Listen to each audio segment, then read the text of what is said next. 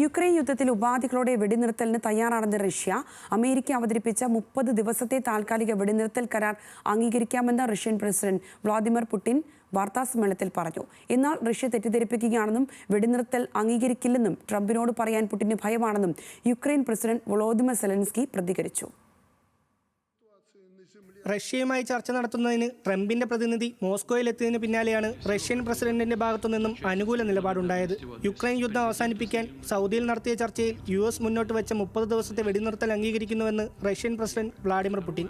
താൽക്കാലികമായല്ല, ദീർഘകാലാടിസ്ഥാനത്തിലുള്ള സമാധാനമാണ് റഷ്യ ആഗ്രഹിക്കുന്നതെന്നും പുടിൻ പറഞ്ഞു. നേരത്തെ അമേരിക്ക മുന്നോട്ട് വെച്ച ഉപാധിരഹിത വെടിനിർത്തൽ റഷ്യ തള്ളിയിരുന്നു. വെടിനിർത്തലിലൂടെ അടിസ്ഥാന പ്രശ്നങ്ങൾ പരിഹരിക്കപ്പെടണമെന്നും വെടിനിർത്തൽ ശാശ്വത സമാധാനത്തിലേക്ക് എത്തിക്കുകയും വേണമെന്ന് പുടിൻ നിലപാടെടുത്തു. കരാർ സംബന്ധിച്ച സംശയങ്ങൾക്ക് ഉത്തരം കണ്ടെത്താൻ ട്രംപുമായി ഫോണിൽ ചർച്ച നടത്തിയേക്കുമെന്നും പുടിൻ പറഞ്ഞു.